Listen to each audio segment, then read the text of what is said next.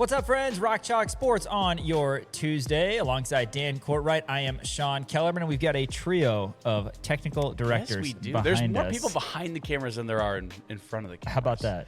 Isn't that interesting? That's I mean, it strange. takes a lot of work to make us look good. Yeah, So, that's true. That's there's true. that. Big shout out to Elijah Schmidt, Jimmy Kaufman, Trey Myers, who are helping out today as football season is underway. We're going to get into that here in the opening segment. Today, the first day of fall camp, we got to hear from head coach Lance Leipold. We also got to hear from linebacker Trey Lathan and wide receiver Cam Pickett. We're going to play all of those for you today on Rock Chalk Sports, and then that coverage is going to continue as the week rolls on. We get to hear from Andy Kotelnicki, Matt Gildersleeve tomorrow, so make sure that you tuned That'll in. be a fun press conference. Oh, It's going to last an hour. always a very easy to talk to guy. Yeah, he's Him and Sleeve, too, he is man. Both he is a those guys. genius. Sleeve I is know. great too. Yeah, no, it's a great point. But yeah, we're gonna have KU football coverage, of course, the next 3-4 weeks as fall camp is underway. Media Day is actually 2 weeks from Thursday, so we're gonna have kind of assorted press conferences these next few weeks, and then we get to hear from a ton of guys at KU football Media Day Thursday, August 20th, and then Long Island comes calling on September 4th. So excited for that. But yeah, we are going to talk about day one of KU football fall camp. That's the big story right now here in the opening segment.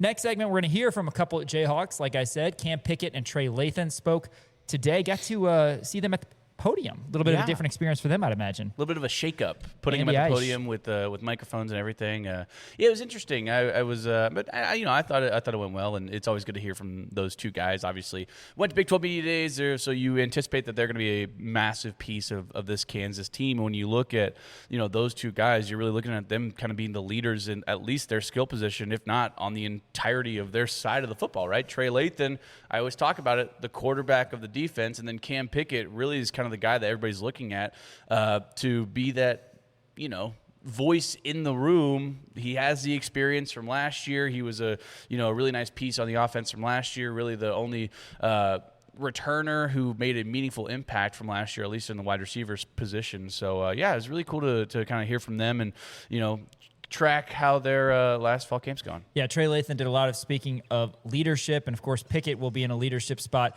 as well. Perhaps he could play 2 more years at Kansas. We'll see, because he's a wide receiver, but we know he could be a factor in the running game as well. More on that here in a little bit. But yeah, after we hear from that Jayhawk duo, we're going to go inside the crown with David Lesky, as InsideTheCrown.substack.com is your place to be for all things Kansas City Royals. The Royals moved a couple players. They were relatively quiet over the deadline, but Lane Thomas and Chris Bubich got moved. We'll hear what Lesky feels about those moves in particular, but maybe more holistically, the Royals not really going all in on selling, despite a 46 and 67 record, as the Royals are kind of trying to toe that line between competing next year and getting a few pieces for those guys that they sent other places. Following David Lesky, who will join us on Zoom, we have a Top 10 Tuesday. Dan, I have actually done this Top 10 before, but now it is your turn. I did this a year ago this week, if I'm not mistaken, because I had recently moved. And you and I don't have a lot of things in common, but one thing that we do have in common is we both absolutely loathe moving. Yes, and, hate it. It's the worst thing in the world. I'm not moving, by the way, but I went on a walk with my wife, and we live out kind of in the south part of town. We're walking up Naismith Trail, and there's this soccer field in these apartment complexes that I've always wanted to go check out. But you had to walk all the way through the apartment complexes. And by the way, I took pictures because I knew nobody would believe me. We saw 32 couches sitting out on the curb or in the parking lot or in dumpsters. 32. And I guess it is that time of year. People are, re-signing their leases. People are moving back in. People are moving out of their places, and they're just like, screw it, I don't want my couch anymore. But 32 couches in one apartment complex was the most insane thing I've ever seen. Like, we saw like 4, and I was like, that's a lot of couches. 4. And then we kept walking, and we're like, there's another one. Oh my gosh, there's another one. There's another one right there. I have the pictures, and you can count them up. There's 32 couches that we saw throughout this entire. I mean, it was the most insane thing. So it begged me to like think back of all the times that I've moved, and I'm like, yeah, that is literally the worst thing. Like moving, I hate it so much. So I'm doing my top 10 worst things about moving, which again, I'd completely forgotten that you had done that. Yeah. But now this is, I guess, my take on it. I wonder if I can still find, because I usually type my top 10s or my drafts, anything in my fantasy draft, in my draft folder for my email, and I'm very, very curious if I have my top 10 on here and how similar it would be because, that was a tough situation last year moving, and, we had a toddler, and, it's just not something that I love. And then, of course, we have the steepest of all driveways. You do. So that was not It fun is either. about a 50-degree angle. It's terrible. It might be, like, it's at the point where I'm like, this is not safe. Yeah, no, it was not good. Didn't have a ton of help moving that day either, so it was kind of a mess. I'm just saying. You asked me, that was not pointed. me to help, but that I was not pointed busy. at all. You took the day off, and you said, hey, I need you to run the radio show. I don't believe So I that's said, what okay. happened. I think I said I need you to help me move. While I was... So my Who 40-year-old would have done the brother, radio show? 40-year-old brother and I were the only ones who were helping me move. I was just Point so is, busy that day. It was terrible. I don't wish it upon my worst enemy. Not fun. But top 10 things that suck about moving, featuring Dan Courtwright coming later in the show. And then we're going to hear from the head football coach, Lance Leipold. He also spoke today wearing a good-looking red shirt, red hat. He's always got the top-tier Jayhawk garb. So we'll hear dripped from out, as the kids say. We'll hear from Coach Leipold, and then we're going to close out the show with our next Kansas City Chiefs opponent outlook as we look at the Los Angeles Football Rams, who the Chiefs actually play here in about 11 days on the preseason side of things as the Rams come to the City of Fountains. But KC will be heading to the City of Angels in week 13, I believe it is. Yes. After you're at the Bills, you're at the Rams, and then after that, you're at the Bengals. So not a fun stretch. Game 12, week 13. For the Chiefs, and we'll break down the Rams, the Super Bowl favorites right now after they acquired Myles Garrett. And, of course, they did not win the Super Bowl last year. No. Cooper Kupp got his revenge in a big way as he won it with the Seattle Seahawks. They knocked off the Rams, and they knocked off the Patriots. Patriots, just a terrible, terrible representative from the AFC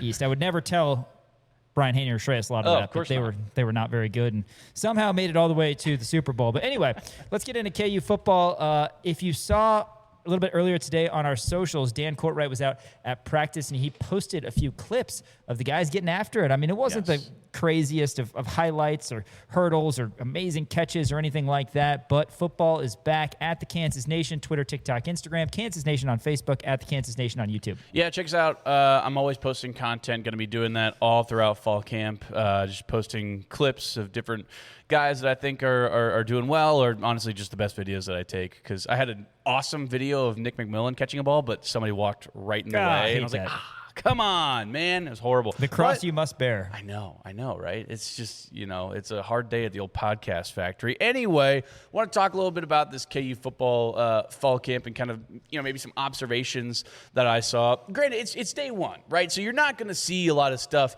I'm not going to look into it too much. Isaiah Marshall was running with the ones, but granted, it was like ones with routes on air, and sometimes there was two quarterbacks running with routes on air, and, you had Isaiah Marshall throwing to, Jalen Butler or Najee Cox on one side, and then Cole Ballard throwing to some other guys on the other side.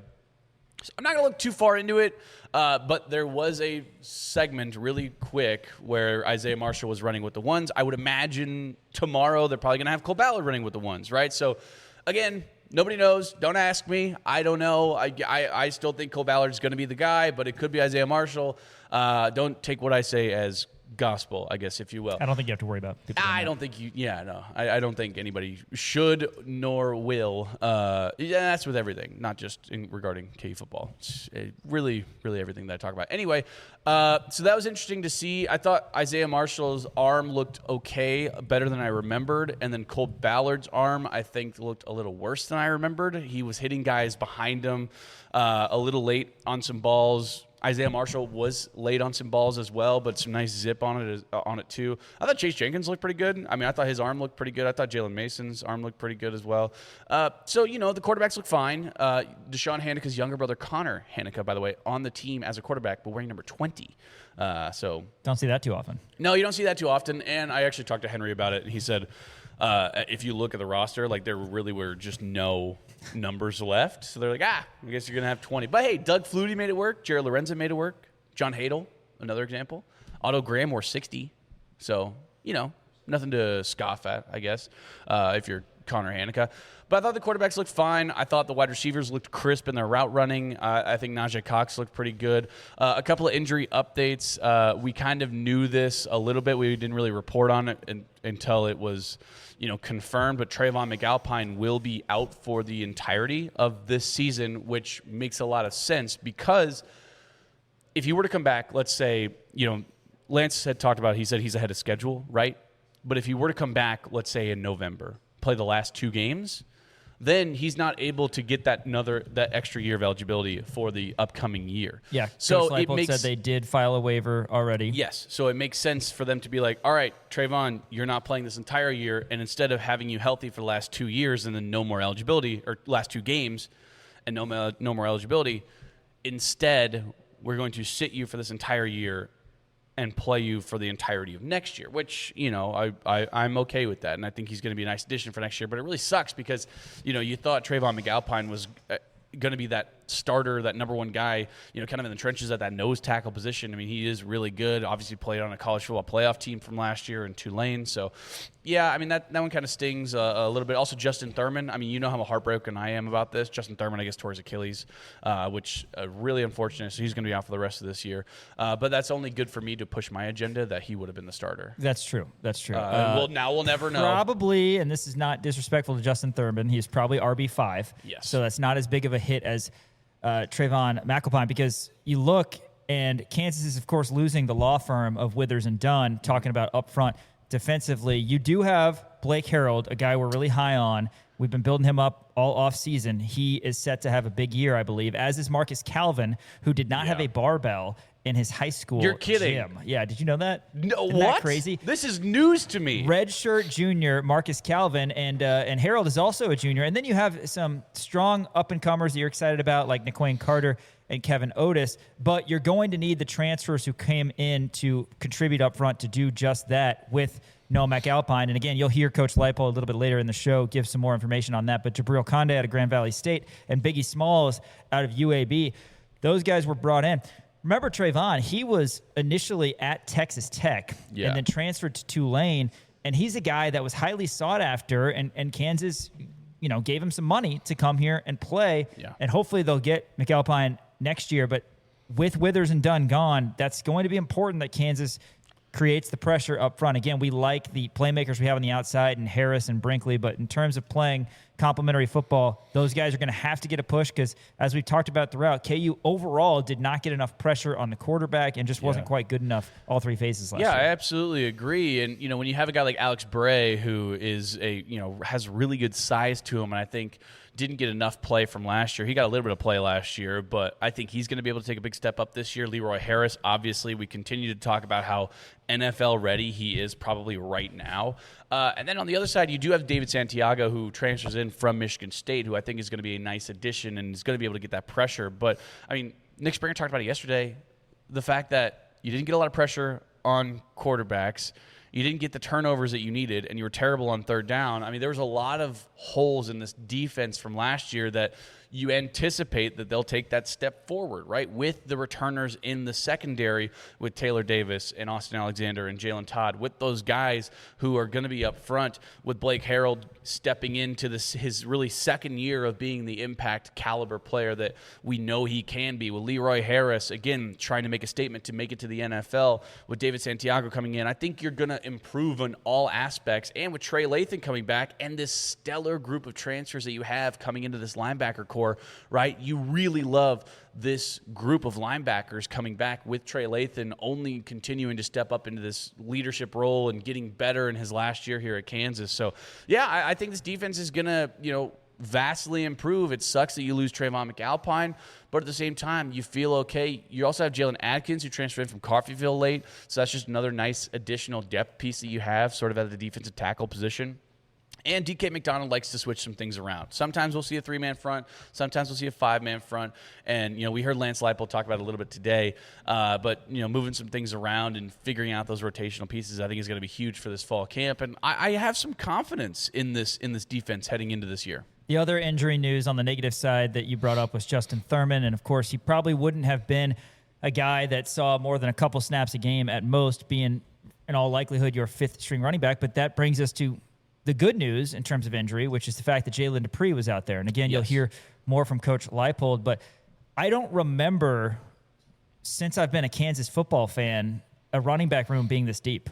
I mean, have we talked about that before? Because a couple years ago, in the Devin Neal years, you really liked having Devin Neal and Daniel Highshaw. And Highshaw wasn't always 100% healthy, but you liked the pieces you had. Savion Morrison got a little bit of run. Kai Thomas had a couple nice games for Kansas back in the Liberty Bowl year. But these are three real guys that Kansas has, not counting Corey Amakri, who people are really high on as a redshirt freshman. I think Amakri will be fourth on the depth chart. But you have two kind of bruisers, one who's 6'1", 230 in Yasin Willis. We are very high on him. Jalen Dupree is listed at 6 foot 215, and again, that's the guy who was injured in the spring. Coach Leipold said he's back out there. It was good to see him out there. And then Edwards is, sometimes people think that this is a slight, but he's more of a scat back. I mean, you just look at him from a size perspective. He's 5'9", 175. Now, he's a really good player, and we've seen that throughout his college career, and he's going to play. I don't know what the percentage of snaps is for this KU offense, but if I had to guess, Edwards will be out there for 60% of the snaps because, you are going to use Willis and Dupree as well. But in terms of depth, when you throw in Amakri, even losing Thurman, this is a really deep running back room for Kansas, and they should provide more than the running backs did last year. Yeah, I think in terms of depth, right, because you did have Neal, Highshaw, and Morrison. And Savion Morrison, I thought, really was going to be a nice player for Kansas. So you had those big three. But, yeah, when you look at this one, I mean, you have Dylan Edwards and Jalen Dupree and Yasin Willis. I think all three of those guys are going to get a lot of snaps. And then, like you said, you have Corey Amakri. You have John Kelly. You have Michael Johnson. You had Justin Thurman, who obviously is injured. But I think in terms of total number of guys, you have 8 running backs on this roster, including, going all the way down to Jack Reeves. I really think that 5, maybe 6 of them are true, like RB1 talent amongst Division I teams, and you have, 8, realistically 7 guys on this roster in this running back room who could at some point you could feasibly see being impact players for this Kansas squad. So, yeah, the running back room is super, super deep. And the way that Andy Kotelnicki likes to utilize the running backs, you'll see some different sets where you have 3 running backs out there at the same time or 2 or whatever it may be. He likes to utilize the tight ends too, get some tighter sets as well. So I think it's going to be a lot of fun to kind of see where he plugs and plays these guys. And we've talked about it. You always tease me because I bring this up a lot. But Dylan Edwards in the passing game, we might see him running in the slot sometimes, while you see Yasin Willis and Jalen Dupree playing a 2-back set with Dylan Edwards playing a slot receiver, right? You have 3 running backs out there, but really you have 2 lined up as a true running back. So these guys are really versatile. You can put them and plug and play them kind of really anywhere. Andy Kotelnicki's so creative in the way that he utilizes the talent in twisting the sponge and getting as much talent out of these guys as possible that I think that this running back room is probably – I mean, he's looking at this. His eyes are lighting up. He's like that wolf in the cartoon where they're like bugging out. It's like, ooga, because he's so excited to play around with this running back room and the tight end room as well. All of these different skill position players are going to be so easily moldable and be able to be successful in this style of offense. And you know who else could line up potentially as a running back? Pickett. Cam Pickett. That's right. Yeah, using him as a running back could be something that okay Kotelnicki could look into. So we're going to hear from Cam Pickett and Trey Lathan next segment, but before we kick it to break, other piece of news out of KU athletics that came out today, the Players Era securing a 5-year extension with KU basketball through 2030-2031, one of the most, I guess, popular at this point multi-team events is the Players Era, and they called Kansas one of the most prestigious and historic intercollegiate basketball programs in North America. We already knew that, but that's very exciting that KU now officially will be participating in the event 2030-2031. So again, that's a 5-year extension. They're going to take place in Vegas this upcoming season. As we know, KU will be a part of the Players Era 8, which is the week before Thanksgiving, November 17th through 19th. And then the Players Era 16 will take place Thanksgiving week, November 24th through 28th. The venues that are hosting this event, Michelob Ultra Arena at Mandalay Bay and T-Mobile Arena. KU will now be committed to staying in this tournament alongside 4 of the last 5 NCAA champions, which includes KU, Michigan, Florida, and Baylor. Again, this is a great NIL earning opportunity for the University of Kansas basketball program. They won a lot of money last year, $300,000, I think it was, for KU, getting second place technically with a 3-0 record in Vegas. But here's what Seth Berger, the Players Era CEO, said, quote, "We're grateful to have Kansas, one of the preeminent collegiate basketball programs, return for the next several years.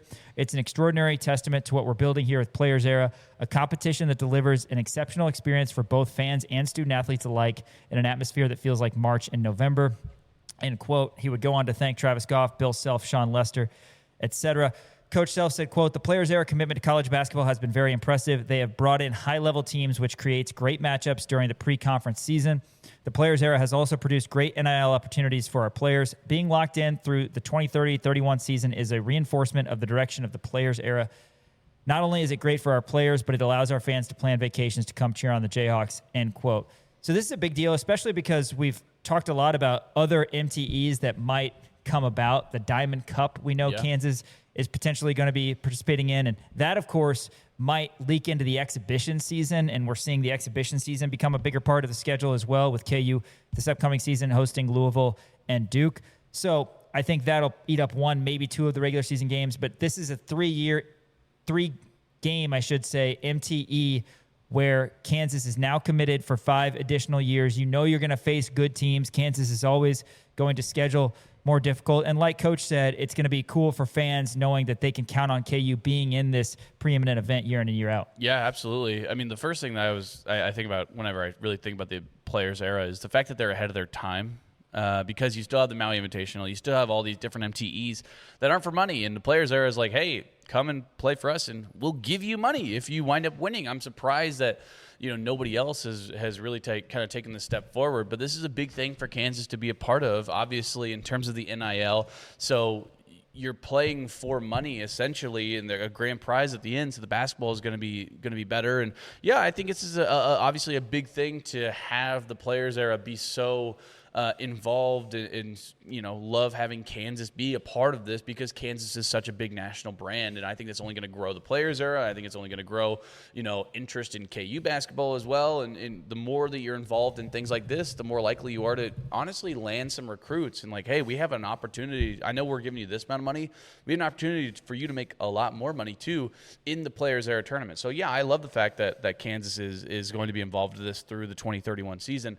But again, yeah, I just think that more MTEs need to, and granted, I know that money doesn't just grow on trees, but at the same time, I think it's important this is one of the next steps for college athletics to make these MTEs relevant again, because more teams are going to be like, well, yeah, we love the Maui Invitational, but we can go over here and play for money. So I want the Maui Invitational to start having money up for grabs, or the one in Atlantis, or whatever other MTEs there are during Feast Week, because for you, I know Feast Week is your favorite time of year.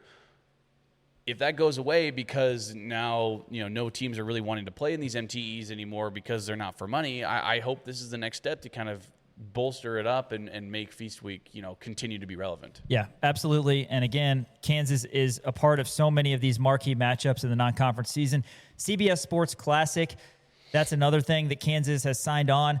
Multi-year agreement. This year, it's KU against Ohio State, Madison Square Garden. That's Saturday, December 19th. And, of course, Kansas is going to have marquee home and homes. Those might be going away quicker than we want, because you don't see them as often with the expansion of all the MTEs. But, yeah, Players Era is going to be on there for 3 games in the non-con every year. You've got the Champions Classic. Kansas is going to continue to have a game in that every year. And like I said, in the future, the Diamond Cup as well, which could mean a couple of regular season games as well for KU. So continuing to schedule difficult, continuing to get great non-conference opportunities are the Jayhawks. All right, we're talking KU football more after this. We're going to hear from a couple of Jayhawks, wide receiver Cam Pickett and linebacker Trey Lathan. That's all coming up next on Rock Chalk Sports, ESPN Kansas City, kansasnation.com. You know the feeling. The fieldhouse gets loud, the chant starts low, and the Jayhawks bring the energy. That is Lawrence. Ameritrust Credit Union thinks your money deserves that same feeling. A team in your corner that's pulling for you, win or lose, season after season. Financial well-being isn't just something they offer, it's why they exist. First car, first home, first business. Whatever's next in your money story, they are right around the corner at 6th and Wakarusa here in Lawrence. Real people making real decisions locally. Ameritrust Credit Union is the official financial well-being partner of Kansas Athletics. Stop by the branch or visit ameritrust.org, federally insured by the NCUA. Day 1 of Kansas football fall camp. Got to hear from Coach Leipold and a couple KU players after their first day of camp. Let's hear from wideout Cam Pickett, who spoke to the media earlier today. It felt great, that's what we're here for, to play football. We spent a lot of time in the offseason, repping plays, getting everything together, a lot of rehearsals, so it was good to, finally get out there and actually do it. What's it like knowing that as of today you're a month away from being out there on the field for the first game? It's exciting. Got a lot I want to do out there, a lot we want to do as a team, so, take the next couple weeks and put it all together. And then just how would you say the wide receivers are looking at this point so far? I think we've grown a lot over the offseason. A lot of young guys, they're hungry to learn. I think we've been doing a good job teaching them that, just getting better every day.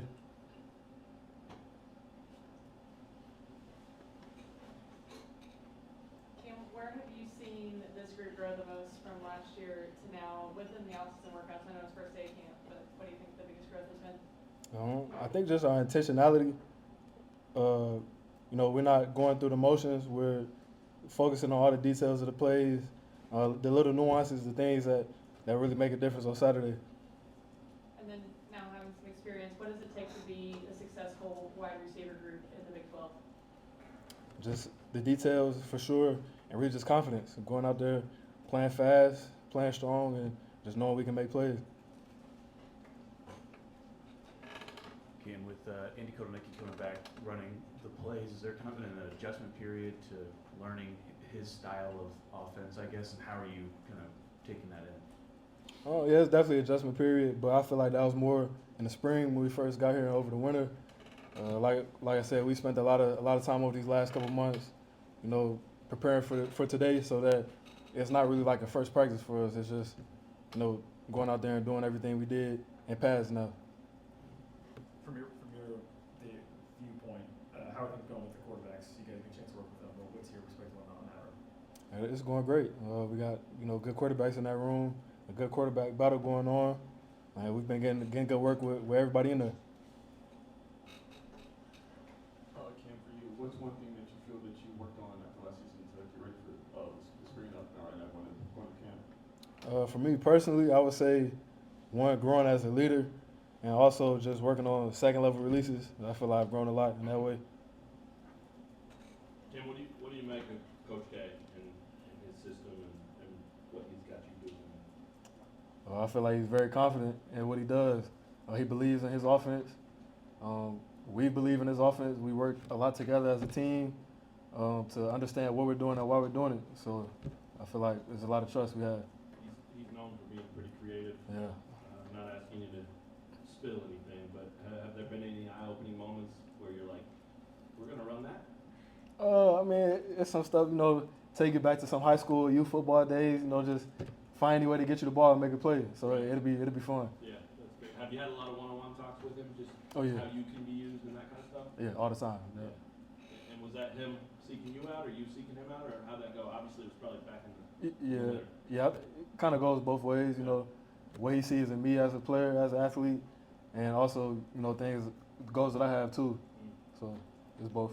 Cool. And Coach Leipold was just sitting here talking about the defense has improved a lot. I wonder what your perspective of that is. Yeah, I see it.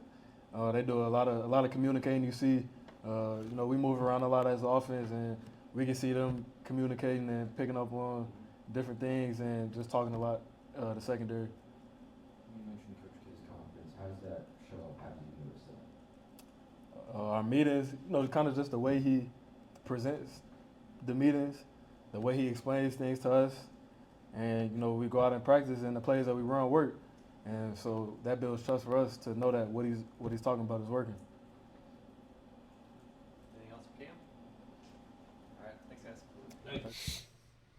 That's KU wide receiver Cam Pickett. He's gone through a lot of changes in his career, of course, transferring over from Ball State. And now you've got a new group of wide receivers in that room. Of course, Keaton Quebeca comes back, Tate Nagy as well. But you've got a new 1-2 compared to last year, completely different set of guys, and, of course, a new offensive coordinator as well. That's a big story, and you heard a lot of questions from media members earlier today about kind of the adjustment with Coach K, because that's a lot that's going on, and Pickett's a guy, because of his versatility, who's going to be asked to do a lot. Yeah, I think when you look at what Kotelnicki does, I mean, Cam Pickett, to me, is the prototypical kind of guy that Andy Kotelnicki wants in this kind of offense. I think you're going to see him utilized in a ton of different ways. And he was asked about it. He said, it's been a lot of fun, making that adjustment period. He said the adjustment period was really in the spring whenever he, came in and started to learn, obviously going through the entire summer, learning some of the stuff as well. And, now being able to grasp it all and going through these installs. Yeah, you're in week, or I guess day one of fall camp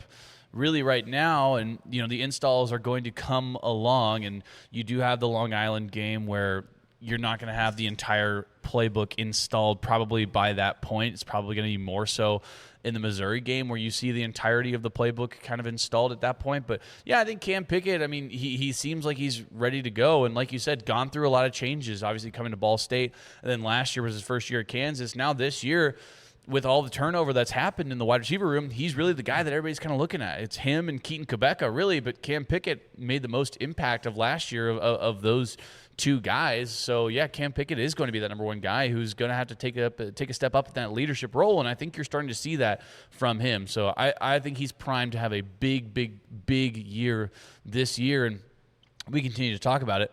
I mean, I would be shocked if he's not the leader in receptions for this year, because he feels like kind of that fail-safe Luke Grimm kind of hot routes, 5-and-outs, stick routes, whatever that may be. He's not going to beat you over the middle. He can if he wants to, but he's going to be the safe option that you're going to see a lot of dump-offs to. Yeah, and again, you have both Pickett and Edwards who can provide a lot, I think, in the Kotelnicki type offense. And again, a lot of times for Kansas, the past couple seasons, it's come down to fundamentals.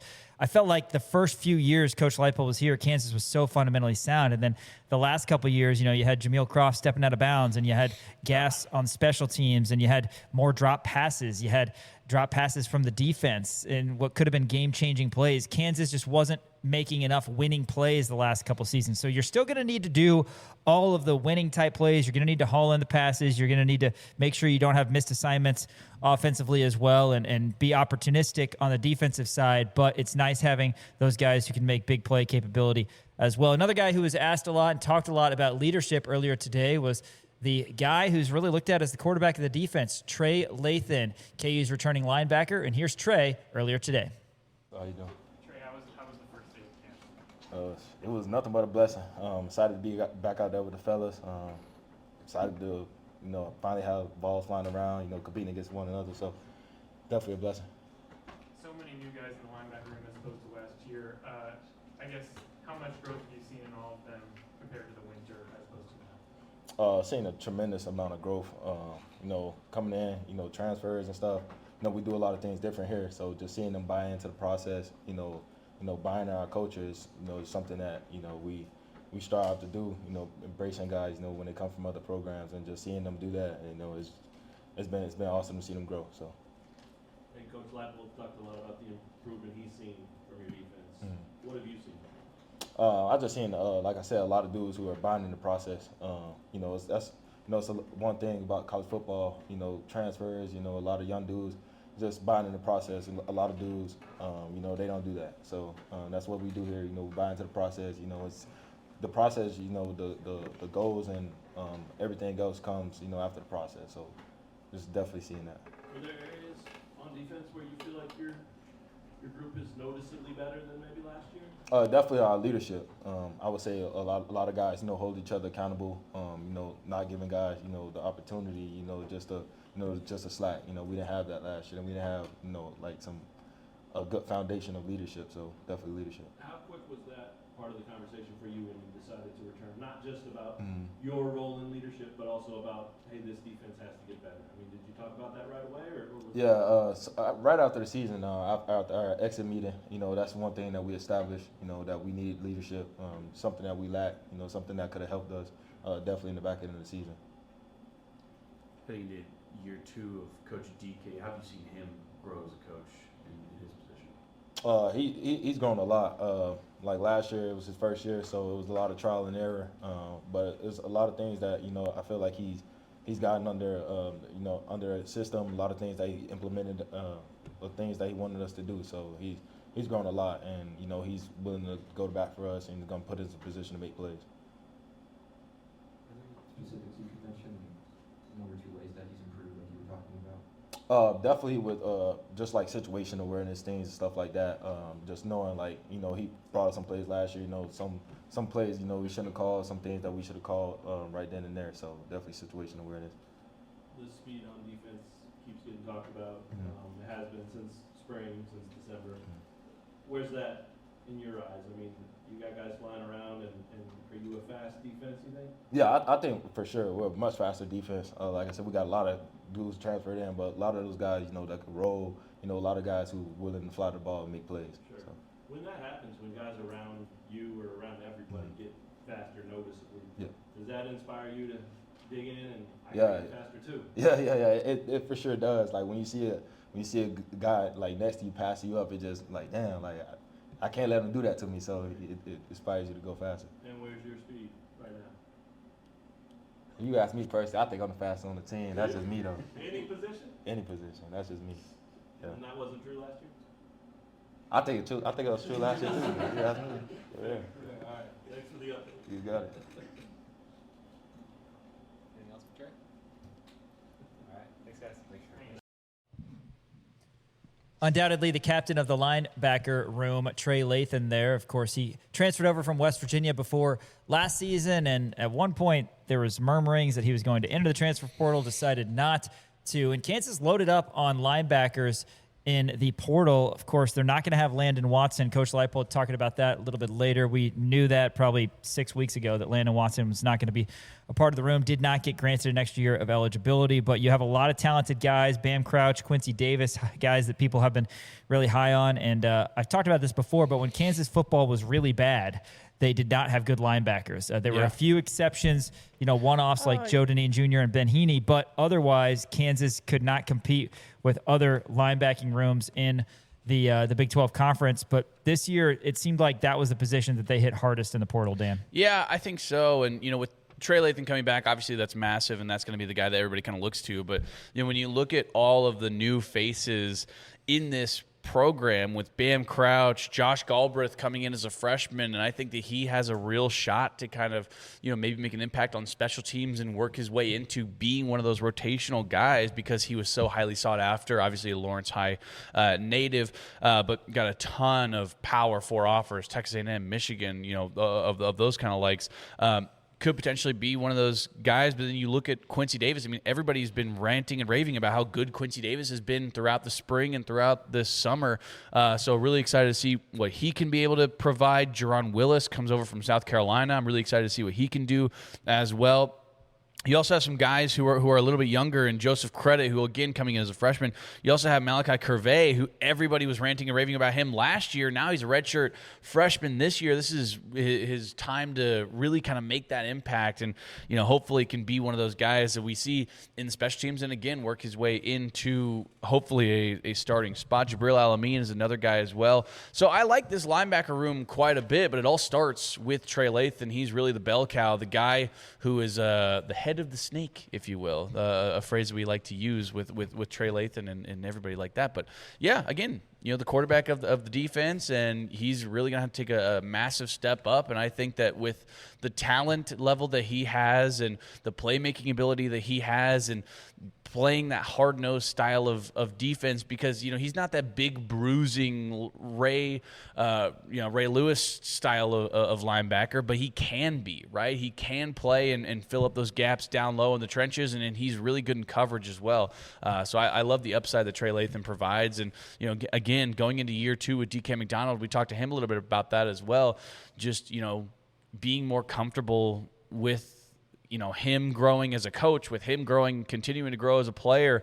I really like Trey Lathan and what he's going to be able to provide for this team. Yeah, talked a lot about how leadership's important, and at his exit interview last year, that was one thing. Hey, we need more leadership on the defense in general, and Lathan's going to be leaned on a lot on that front. Hey, we're talking Royals baseball with David Lesky when he joins the show via Zoom after this on Rock Chalk Sports, ESPN Kansas City, kansasnation.com. Sean Kellerman, Dan Courtwright back with you here for Rock Chalk Sports. We're going to be joined very shortly by David Lesky inside the Crown to talk all things Royals baseball. I got to tell you about our founding partners, though, over at Crown Automotive. Give them a visit on South Iowa here in Lawrence. If you're in the market for a new Toyota, new Volkswagen, Miles Schneier and his team can help you out at Crown or crownautomotive.com if you want to browse their selection on that front as well. But urge you to go over, check them out again on South Iowa.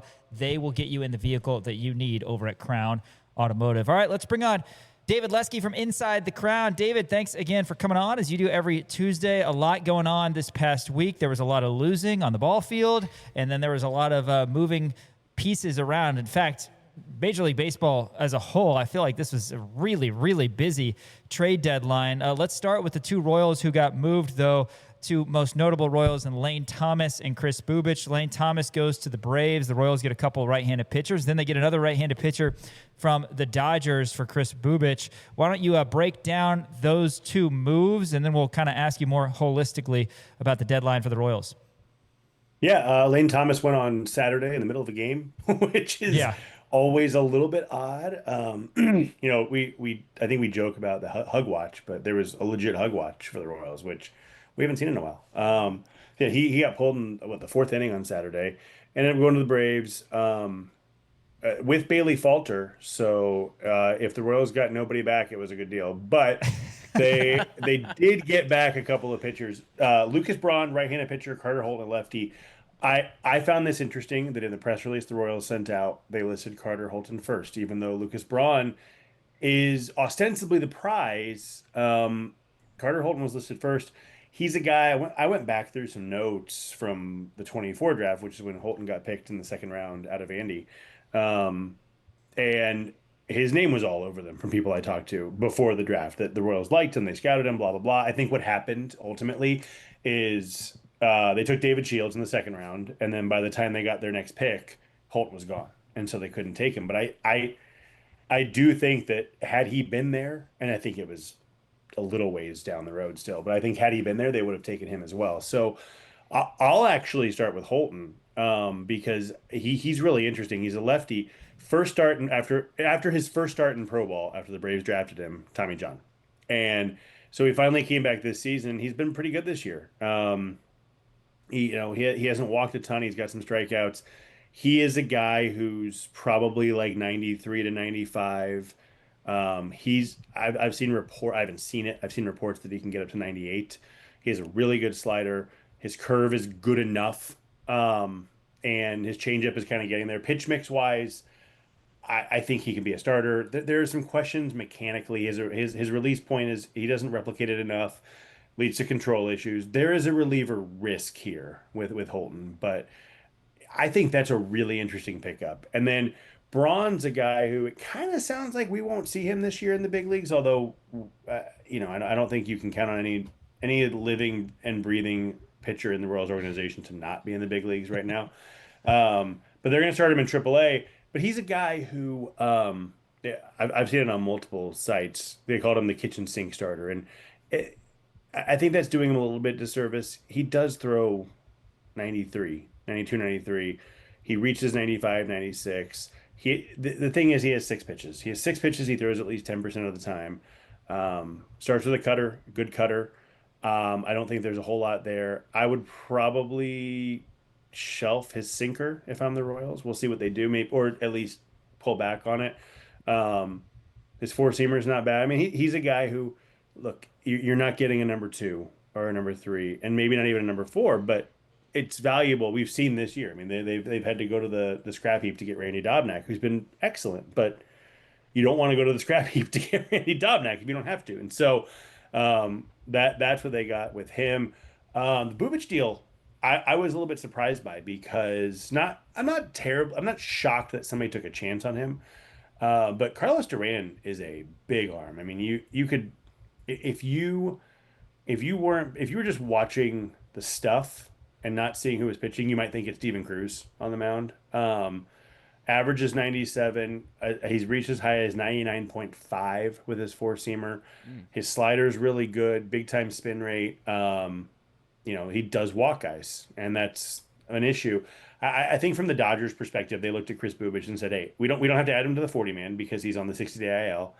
We do need to clear a spot on the 40-man. So if we trade a pitcher on the 40-man, and Duran is or was for them, and now is for the Royals, if we trade a pitcher on the 40-man, we can clear a spot. And the Royals had interest in Duran last year. JJ mentioned it in his Zoom last night, yesterday evening, I guess. And yeah, so I think they did pretty well. And then there's one other guy, Nolan Hoffman from the Phillies. There was a DFA deal. He was DFA'd. I can't remember which one of their moves led to him being DFA, but one of them. And they picked him up. He's interesting too because the fastball doesn't have elite velocity, but a 119 expected average on it, 146 expected slug on it in AAA. He gets swing and miss. It's spin, it's movement, it's the vertical break, all that stuff that you hear about with fastballs that aren't 98 miles per hour. But it's one of those things. You need diverse arms in a bullpen, and the Royals have done a really good job of collecting high octane arms recently. I mean, they've already got Cruz. They brought up Beckway. Now he's on the IL because he's a Royal, and I think it's a rule. You have to be on the IL for a certain amount of time. And then Duran, and then they signed they acquired Nate Pearson also. But then Hoffman's kind of in the John Schreiber mold, and you need that variety of looks and arm angles and pitch types, I think, to be a successful bullpen. And I think Hoffman, he's going to be in AAA to start as well, but I think he'll get an audition this year too. Yeah, and Duran, he's a guy who, I mean, feel free to expand on him because he definitely had good strikeout rate. If I read it correctly, 60-plus strikeouts and 42 and two-thirds innings, I think I saw. And that's something the Royals haven't had a lot of, a guy who generates swing and miss. And then probably not a coincidence that the Royals ended up getting, solely pitchers. It's no secret that the Royals have basically no bullpen, and they're confident in their young core offensively. So while there were some guys that people thought would get moved, didn't get moved, it seems like, what the Royals wanted to get out of trade deadline, the assets they were willing to part with, they got. Yeah, and I think that's fair. I don't know that they were necessarily saying we only want pitchers, and I know they weren't saying that. I do think that there was a focus on that because and there should have been, like you said, the offensive core is generally there. They wouldn't have said no to another bat, obviously, and I don't think they'll say no to another bat this winter. But from an organizational perspective, they're very clearly lacking in the upper levels, and that includes the major leagues on the pitching staff. And so, to go get three guys really, with Braun, Duran, and Hoffman, to go get three guys who can fill in at Omaha. I mean, you look at the Omaha roster. I'm going to miss somebody, and I don't mean any disrespect, but also they don't deserve a whole lot of respect. I mean, they went out, they signed Scott Alexander, they signed Scott Barlow, they signed Anthony Goes, they picked up Randy Dobnak. I mean, he's a guy who's come to the big leagues. They picked up Aaron Bummer, who's come to the big leagues. Now I'm curious. I have to look because it's not that I feel bad that I missed them, but I know I'm missing somebody who was a ridiculous pickup, and it was like, why are you? Oh, they picked up Dan Altavilla, who they had 2 years ago. Jose Cuas they picked up. You're talking about a whole lot of veterans. Oh, Genesis Cabrera, who they've since released. Aaron Sanchez they released. I'm just going through the list. I don't need to do that, but they've been just farming for anybody who has ever pitched before, basically. And now they've got legitimate younger arms to slot in there who can help the team, not just in a pinch this year, but over the next couple of years. Yeah. David Lesky from Inside the Crown joins the show. And David, I guess, did it come as a surprise to you that the Royals didn't go full in on being absolute sellers? I mean, they're 46 and 67 right now. I guess, what are your thoughts in terms of that? Because not a lot of big-time moves in the Royals, wind up keeping a lot of guys that everyone kind of thought was on the trade block. Yeah, I'm not surprised they didn't trade Waka. I'm not surprised they didn't trade Lugo. I talked to somebody on Sunday morning, I think, who does not work for the Royals, works for another team, doesn't care about the Royals. We just have a relationship. And I feel like I have to preface that because, they're blowing smoke. No, this guy doesn't care. He literally, we just talk. And he's like, yeah, if I'm the Royals and they're getting offered what I've heard they're getting offered, that's insulting for Waka. So, no, I'm not surprised that didn't happen. The one I'm surprised about, John Schreiber, when you have a perfectly acceptable reliever who is on a now expiring contract because he will be a free agent after the season, in my opinion, I don't care what you get. You've got to get something for him. I don't care if it's a lottery ticket we never hear of again. Yeah. You got to do something. And There are two options with the guy who's becoming a free agent if you're losing. One option is you trade them. The other option is you extend them. If you extend John Schreiber, you are wrong. It's as simple as that. And I say that if they come out and say, hey, we've given John Schreiber 1 year and $4 million, okay, that's fine. You need so many relievers. I don't care if you do that. But are you telling me you couldn't have gotten John Schreiber for 1 year and $4 million on November 10th? Also, like, go get a lot of this is the exception to the rule. But the Astros traded Josh Fields to the Dodgers and got Yordan Alvarez. Josh Fields. Do you guys know who Josh Fields is? Because the only reason I know is because he was traded for Yordan Alvarez. Right. Like, that's the only reason I know who he is. He was I want to look this up middling reliever. Yeah, and middle reliever. It's a perfect way to put it. I mean, the year he was traded, this is wild to me. He had a 6.89 ERA for the Astros. Now, 20 strikeouts, 3 walks. The peripherals were there. He was pretty good for the Dodgers too. That year, the next year, the year after that, great. They traded Yordan Alvarez for him.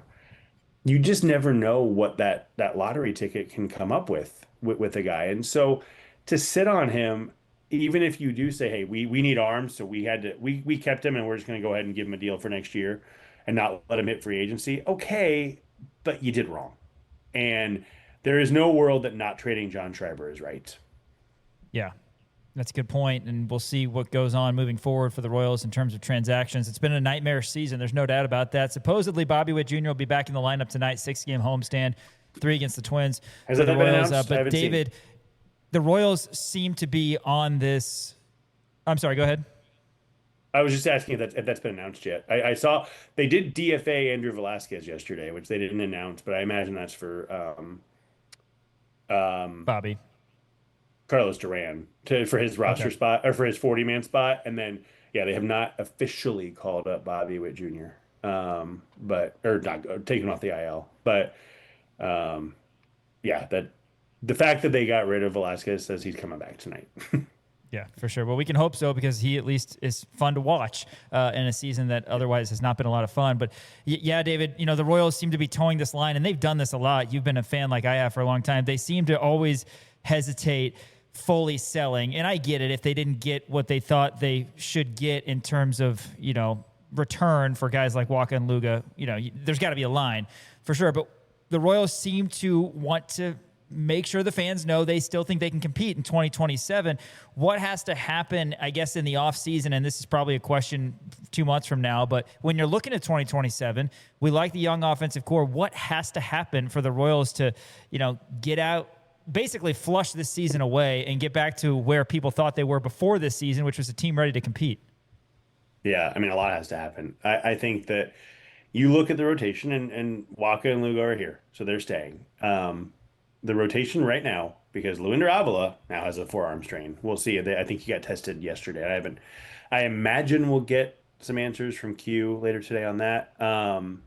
But you're looking at right now, if you can't include Avila, it's Waka, Lugo, and Cameron. Stephen Kolek, they haven't said it. He's gonna have surgery. Again, we said last week, you don't get a second opinion if you like the first one. And he's going to have, they've said it. He's going down the surgery path. Bergert's out until midseason. Reagans is out until midseason. It's 3 starters right now. And even if Avila comes back, is he a starter? I don't know that answer. I still think no. So they have to acquire two big league starting pitchers who are at least as good and likely better than Michael Wacha. That is no easy task. Now, they were faced with a similar task after the 2023 season, and they had to acquire 2 starting pitchers who were at least as good or better than Brady Singer. They did it, and those 2 are still here, Waka and Lugo. They made it look a lot easier than it is. So they've got to do that for starters, both literally and figuratively. But then they also they have to fix the entire bullpen. I mean, I don't know how many blown saves they have. I don't really care the number, but I know their ERA in the 9th inning is above 7. People cite that all the time. I personally can count 12 games at least that I'm fairly confident. No, I'm almost positive that they would win if they had the 2025 bullpen in place.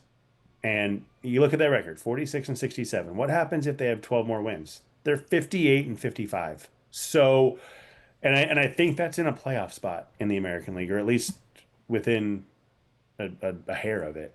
So they've got to fix the bullpen. And what we don't know is Steven Cruz part of that answer. It looks like it. It does. Is Beck Way part of that answer? We are now on hold to find that out. It kind of looks like it, but we don't know. Is Carlos Duran? Don't know. Is Nolan Hoffman? Don't know. Can they fix Lucas Erceg? Don't know. And Daniel Lynch didn't get moved, so he looks like he's going to be part of that bullpen. Daniel Lynch has had a really good season. If you don't get strikeouts, you are volatile. You are more volatile than most relievers. And he started off really strong, but I wrote about it today. He's got 9 strikeouts in his last 26 innings. I mean, that is 1970s type stuff. And I know the results have been there, but my God, can you count on that? I don't know. And Nick Mears, is he going to come back? I don't know. I mean, it's just, I don't know. So they've got to build a bullpen. And I still think that they could use a middle of the order bat. Most teams can. I think if they go into next season with everybody healthy and on this offense, I think the offense is good enough if they fix the pitching staff. But there's a lot to fix on that staff. So, and look, I think that the line that JJ Piccolo drew was, we're going to compete. And then if I want to complete that sentence, if I'm JJ Piccolo, in my head I'm going, and if we don't, I'm fired. Yeah, I think that's, in my opinion, that's what's happened. Because if you say I'm going to prioritize 2027, you damn sure better prioritize 2027 and succeed at it, or else your job should be, not even in peril. It should be gone. Yeah, absolutely. David Lesky, Inside the Crown. David, we got like 30 seconds left. I want to expand on this more next week, but we're up against a break. Are we playing baseball next year? I think so, yeah. I mean, okay. You're going to see at least 150 games next year, in my opinion. Okay. Hey, that's a good number. That's a heck of a lot better than starting the season on July 24th like we did the COVID year. So I'll take what I can get. If it means forfeiting a week or two, then let's get the guys out there. But David Lesky, Inside the Crown, really appreciate your time as always. We'll talk more about the back part of this season next week. Sounds good. Thanks, guys. You got it. David Lesky joining the show. InsideTheCrown.substack.com. Give him a subscription. Hey, after this, it's a Top 10 Tuesday. That's next. ESPN Kansas City, KansasNation.com. Welcome back to Rock Chalk Sports here on ESPN Kansas City and KansasNation.com. Big thanks to everybody watching live on Facebook, live on YouTube as well. I want to tell you about our partners over at Central Bank with Jayhawk Checking from Central Bank. Jayhawk fans can carry their pride wherever they go with the official Jayhawk debit card. Central Bank is proud to support the traditions and communities that bring people together. As the proud community banking partner of the University of Kansas, Central Bank is committed to serving Jayhawk fans with banking options designed for real life. Learn more about Jayhawk Checking and the exclusive debit card at jayhawkchecking.com. jayhawkchecking.com. Central Bank, the proud community banking partner of the University of Kansas. Member FDIC. Top 10 Tuesday. Dan, let's get into this. Yeah, let's do it. I am not moving. You and I are not moving. But this is the time of year when we start to see the students getting back into Lawrence, and we're starting to see more moving trucks, more parents in town helping the kids with their moving. And the reason I'm doing this is because I had mentioned this. There's an apartment complex near my house that we walked through. There's like a soccer field in the apartment complex. And so we wanted to try to find the soccer field. So we walked through the apartment complex. And again, I have pictures that I can prove to you that during our walk through this apartment complex, we saw 32 couches on the curb or in dumpsters. When I've moved in the past, I think I've only had to do that once with a couch. And it was because I put it on Facebook Marketplace and just nobody wanted it. Yeah. I don't get it. It's like, do people just not want to load and haul it? I think that was the case. And a lot of the couch, like I walked by them, and look, I'm a sucker for a good bargain. But I walked by all 32 of these couches. None of them were serviceable. Oh, really? If you will. Yeah, none of them were great. A lot of cushions were missing. A lot of them were, covered in like water because I believe it had either rained the night before or something. So a lot of them were really gross, covered in cat hair, dog hair, you name it. Yeah. So every single couch that we saw was not a good couch by any stretch of the imagination, and nobody wanted to move them. So that begs me to start thinking about, man, I remember that. I remember those days. I remember those days when I went, moving around, bouncing around different houses and apartments and different things like that. Ugh, just the worst. So now I'm doing my top 10 worst things about moving. Did you find yours, by the way? The one that you did? I haven't found it yet. You haven't found it? I've got it on here somewhere, though. I know. Might be in your old email. Honestly, it could be. But yeah, I have I had a really good list. Well thought out. Yeah. Had some stabs at some people. I don't know. I'll keep searching for it. The thing with you were like, hey, can you help me move? It And I wasn't said, as yes, I much- would love to help you move. And you said, well, actually, you got to do the show. So I said, all right. So It wasn't I did the show, as and then you moved, much, and then you made fun of me for not helping you move. It wasn't as much as some other people. So That's you can fair. rest easy. Understandable. Well, that's okay. Anyway, I'm going to go ahead and start it off with my top 10 worst things about moving. Number 10 on my top 10 worst things about moving is finding the boxes to put your stuff in. Going through the process of finding boxes, because more often than not, you don't have enough boxes. You don't have enough tubs. So guess what? You got to go to a store and buy tubs, or you got to go to Aldi and check in the back and see if they have any spare boxes. Like, I don't know how you accumulate boxes. I don't know where boxes come from. Boxes come from the U-Haul store or Home Depot. Oh, you can buy boxes at the You buy I boxes. never even thought. I've just accumulated boxes from different various large items that I've gotten in the mail. Right. And I've just had the same boxes. I think some people have that, and that's very legitimate. And you just, they live in your garage. But yes, we have had to many times buy large, medium, small boxes from U-Haul. So that's news to me. I didn't think boxes were things you could buy. I just thought they were things you accumulate over time. You can buy anything, trust me. You can buy boxes. This is news to me. If you have Again. money, you can be putting it to use. Sure. I guess that makes sense. I bought tubs. Like, I have those big plastic tubs. Caitlin has a million of those from Target, and she just, they're a very important thing in her life. But I don't have enough of them. No. Like, all the tubs that I have right now are allocated to things that are in the tubs. Right. If I had to move tomorrow, I would have to go out and buy 10 new tubs. You got to do it. Or I would have to scour through alleyways and find 15 different boxes for me to put all my crap in. Yeah, they sell boxes. Okay. Well, this is news to me. So now you know. Do you have a box guy? I don't have a box guy. Can you give me the number of your box guy? 1-800-U-Haul, probably. Okay. They sell boxes. Real quick. 1-800 But U-Haul? my wife loves It's not enough tubs numbers. because they have lids in them, which makes sense because that way if you get mice, they don't eat through the tubs like they eat through the boxes. Sure. Yeah, So that's fair. Which has happened before. I haven't had to personally deal with that, but I've had friends who have had to deal with mice chewing through the corners of the box and getting in their stuff. And I've had pooping that all as over. well. So you've had colleagues who've also dealt colleagues, with that. yes, because you're not a friend. All right, number 9 on my top 10 worst things about moving, figuring out what you're going to throw away. Because you and I are maximalists, as you have often described both of us. Yeah. As you can tell by the desk. And honestly, if you've ever been to my house, you can tell by my house that I'm a maximalist. I have a lot of crap. But every time I've moved, I have to be like, I got to say goodbye to this toaster. I don't have any room for it. See you later, toaster.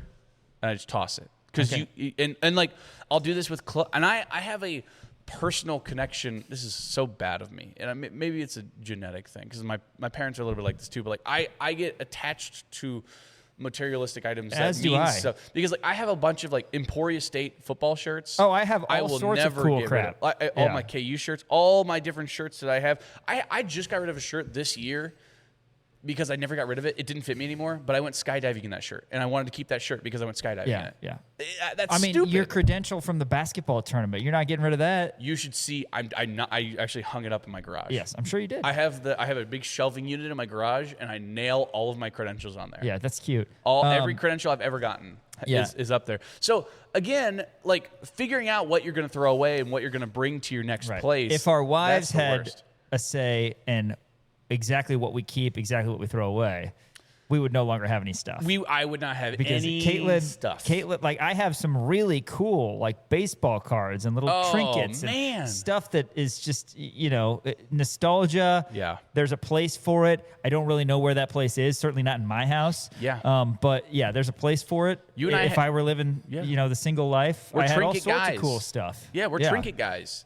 I have. Thankfully, Piper has given me the garage and a shelf in the basement where I put all my trinkets and different knickknacks and tchotchkes and what's another synonym? Whatchamacallits. Whoozy whatsits. I have some stuff like that. But again, if we ever move out of this house, guess where half that stuff's going? In the garbage. Yeah, that sucks. Because that's not necessarily my call. But it was funny because when we started working here, all the stuff that Caitlin didn't want us to have at our house, she was like, "Oh, just take that to the studio." Yeah, that's exactly what a good portion of the stuff you see on the desk is just crap that our significant others did not want in the house. Which I love. Fun. This is awesome. This my dad donated this whiskey decanter. Yeah, this is awesome. My dad had this, and I always loved it. Had it on the bar. Yeah, dude. I don't know if there's still that whiskey in there. goat statue that's right in front of your thing. Elijah got that for me as a gift. And Piper wanted me to throw it away. I said, no. I'm going to put that goat statue. Big Lodge got us the bobbleheads as well. Bobbleheads. Yeah. Greenstein has contributed something up here. I feel like there's some fun stuff. Anyway, number 9. Fun stuff. All right, number 8. Number 8 on my top 10 worst things about moving is asking your friends to help because every time you ask a buddy to help you move, they're like, "Oh my gosh, it's terrible." I have to take out a portion of my Saturday to go help my buddy move for pizza and beer. That was one of my top 10 things that I'm too old for is helping somebody move for pizza and beer. Yeah, you want people to give you $200. Pay me. Yeah, yes. that's insane. Do you know what I did? Literally 3 weekends ago, I helped my buddy Colin move, and I didn't do it for pizza and beer. I did it for one Panera sandwich. Okay, then you're definitely and a bottle of water. You're definitely not too old for pizza and beer. Then I know pizza and beer is legit, man. It's just the pick me up that you need in the middle of a hot August day. But it's like when I was in college, I'd be fine with it because I'm like, oh yeah, heck yeah, pizza and beer. Literally, but me? Moving is one of those things that it's like going to your 2-year-old daughter's friend's birthday party. Yeah, you don't want to do it, but you need them to come to your daughter's birthday party. Yeah. Same deal, man. When you have to move, you're going to need their help. So just like when they move, you're not going to want to, but you're going to have to help them. It's also the thing that that they're doing you a favor, so you can't really you feel bad giving them extra stuff to do. You know what I mean? Mm-hmm. Like you can't be like, hey, I need you to move quicker, or I need you to do more stuff. Or it's like if they're like, hey, I got to go, you can't be like, no, you're staying because they're doing you a favor. Right. So it's like, hey, man, get out of here. You know what I mean? Yeah. So I hate asking people to help me with specifically just moving because I don't want to be a burden on them. I know that they hate me for that day when I ask them to help me move. It's just it's horrible. Number 7 on my top 10 things that top 10 worst things about moving is packing up the little stuff. Oh my God, yeah. So the little stuff is what's annoying, right? The big stuff, I'll get to that later because that's a whole different animal, furniture and obviously couches. There was 32 of them. The little stuff I think is more annoying. It is. It really is. It's like because you're just like it's just having to go through every single little thing that you have. It's like okay, you look at moving and you're like okay, out of this room I got to move 2 dressers, a bed, 2 nightstands. The tubs that are underneath the bed, a few hanging things in the closet, and then you're like, okay, so once I get all that, I'll be good. But then what happens when you move all that stuff out? Oh my God. I still have a little shoe rack over here. Mm-hmm. I have a PlayStation with all the games and everything over here. Yeah, you have a record player. I've got a closet full of hanging clothes. A cork board. I've got a couple boxes that are holding stuff. I've got cords in the TV. Yeah. All sorts of stuff. No, I can only imagine it's worse with children because then you're like, you know what? All of her toys. That is not false. Yes. The toys. Yeah. Got to be terrible. You're packing up all the toys. You know what else is annoying? Be honest. Did you toss some toys? I don't know if Caitlin did most of our packing because she was on summer, but I think that a lot of it got put into. I don't know if she donated some of them or what. Yeah. But yeah, I mean, we moved a decent amount of them. But yeah, okay. And then the other thing, this doesn't fall in this category, but and I don't know if you have this somewhere on here, but dishes, Yeah. kitchenware. That's included. Like wine glasses So, yes. and martini glasses and pint glasses and cups and bowls. Silverware. And the yeah. extra stuff. That's Like, I'm it's including that in insane. little stuff. It's brutal. That's the little stuff, Yeah. right? Because the big stuff, I mean, if you look at it like quantitatively, shout out to me using a big word, like a couch and a dresser are, you look at it, those are two things. But a spoon and a fork are also two things. Right. And so you have to take all of the little things and go through, and it's just, oh man, just the little stuff is really, It's and terrible. that's when you go back to number 9 and you're like, all right, well, some of this stuff I just got to toss. Right, You know what I mean? Just, I'll buy a new set of pens or something. yeah, for sure.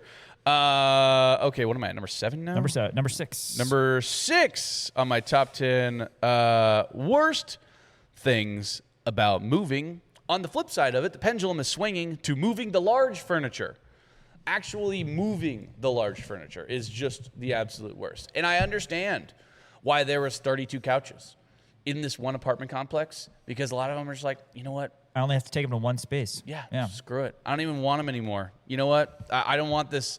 I don't want this coffee table I got from Target for $80. I'm just gonna mark that up as a loss. Beds are terrible. Couches are awful. Chairs are awful. Dressers are terrible. Yeah. I mean, it's just it's the worst, man. Yeah. It is. The little stuff is also bad because what's inside the desk that you have to move is the drawer full of tape and push pins and pens and it's horrible. Yeah, you have to put all that stuff in a box too. It's so annoying. No, I know. It's just awful. You know what But else like, is dude, annoying? I don't know if you have this on here. Clothes. Moving clothes that are like in your dresser. I'm considering those as the little stuff as well. Okay. Like figuring out all the clothes.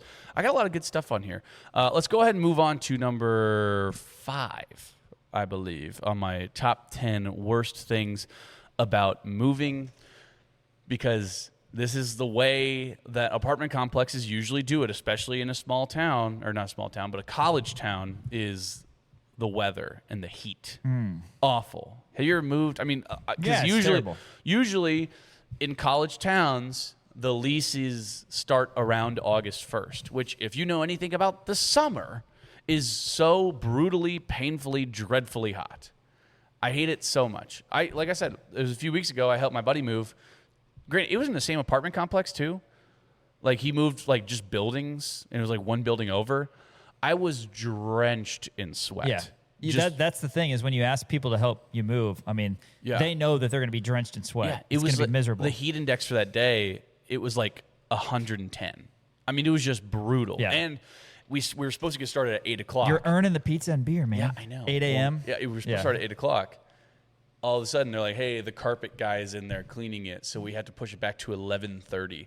So pushback. 11:30 to like 2 p.m., we were moving when the heat index was like 110, and it was the most painful, brutal. The best part is weather. helping move in later that day. You got to load the truck, then you got to unload the truck. Thankfully, it was, again, same apartment complex, so we but that was almost worse because we had to take everything down and then walk like 150, 200 yards to the other building and then put it put it in. True. I don't know. Loading a truck might be worse. Yeah, that's true. But sometimes the truck's like right there, and then like taking it or whatever. But yeah, dude, the usually the weather is awful. Have you ever moved when it was like raining?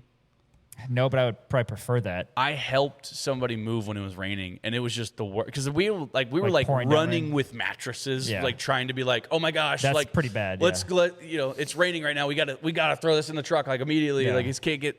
Oh man, just it's so bad because when you're loading the truck to start, you're like, oh my god, this is really deep, and you're like, okay, I got to fit all this, and then you're worried about like, can I fit everything in?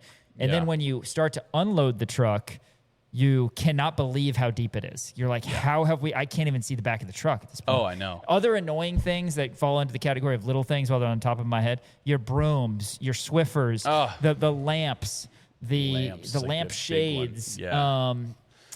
Dude, my fiance at the time, I guess, but my wife, like her family, thankfully they did all this, but I guess maybe this is something that I'll get to later, but they wrapped each individual thing in each individual glassware, like our glasses and our plates, in like paper.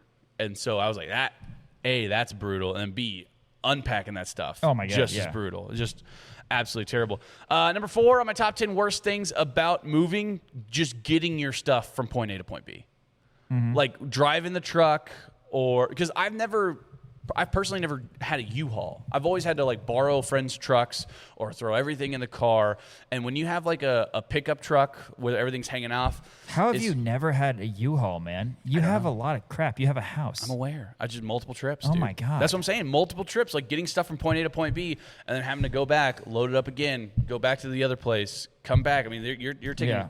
I've taken like 3 or 4 trips just to move before. Man, driving that U-Haul, that however many feet it was, that was an experience. Oh my God, I was it's crazy. I mean, I know I sound like a hacky comedian right now, but like the fact that anybody's just able to rent a 25-foot trailer for $19 an hour and have $20 insurance. Yeah. Like that's insane. Like anytime you see a U-Haul, just know, that person's not qualified. Right. That person's not even close to qualify to be driving that thing. But yeah, getting it from point A to point B, because like I had a buddy who just moved this past week who lost his mattress on the highway out of the back of his truck.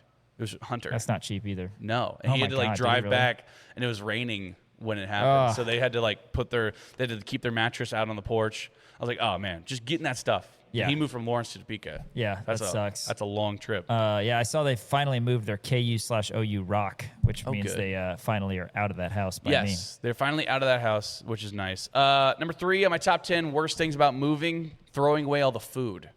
Oh yeah, because you're not going to move the food. The food is annoying. It's horrible. It's horrible. I remember one of the first times we moved, or one of the last times we moved from Emporia to Lawrence. Like we were just scrounging because we were like, we have to eat up all this food because we're not going to go grocery shopping again. Yeah. So we were just like, we were living on like ketchup sandwiches for the last week, just trying to eat all the stuff, and then we still wound up throwing away a ton of stuff. And then at the it is awful because you have all your jarred stuff. Like you get jarred pickles and marinara sauce and like a thing of barbecue sauce. Yeah. It's like, it's not like you could just eat everything in the fridge unless you're Joey and Friends when his fridge broke. Well, that's true. He's yeah. eating mustard and limes and stuff. That's true. No, but yeah, just taking that trash bag and just clearing out the whole, and just like, oh man, there goes. Wait, which brings $120 something that I was going to say for honorable mention, but the refrigerator cleaning.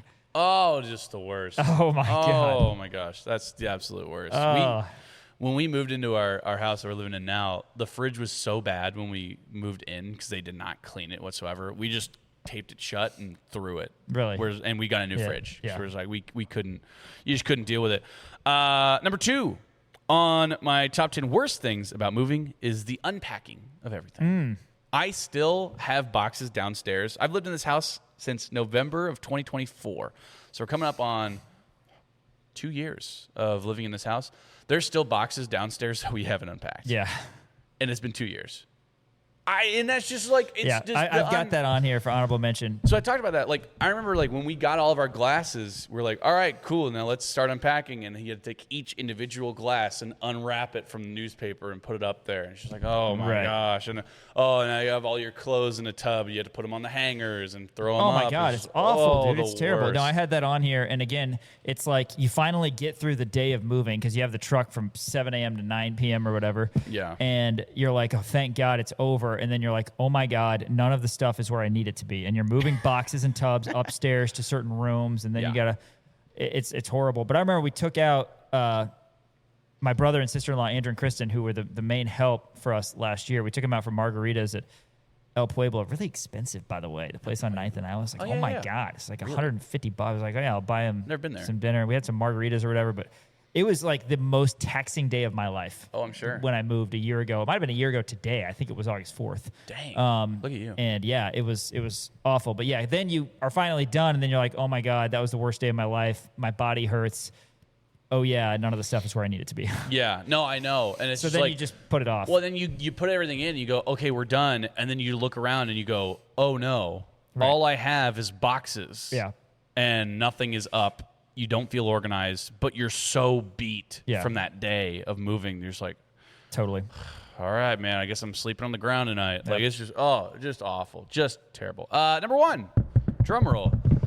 On my top 10 worst things about moving is saying goodbye to your old place. I think that's what I had from my number one as Really? well. Yes. I mean, you make so many memories there, and I'm sure for you it was definitely because you when you moved out of your old place, you're like, oh, that's where my daughter took her first steps. Absolutely. And, different She things like that. we actually drove by our old house like a month ago, and it was adorable because she said that she wanted to go inside because all the toys in there are really fun. Yeah, and you're like, hey, Yeah. buddy, We have they're all the same toys in there. But no, it was cute because she remembers good memories and of that. But yeah, it's sad. Totally. It's sad. super sad. When I moved away from Emporia, I mean, I loved Emporia. I lived there for, a good chunk of my life, and we got our first dog there, and that was our first house that we had, and it was obviously our college town that we lived in, and leaving there was just so sad, man. I remember I shed like one single tear when we left. I was like, man, it's just a bummer, saying goodbye, because no matter where you're at, no matter if it's a crappy apartment or an old house or whatever,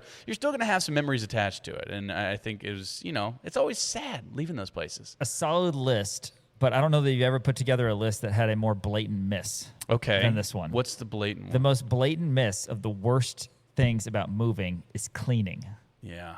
Absolutely terrible. Having to clean like the vents and the ceiling fans and the baseboards and the tubs, everything in the bathroom.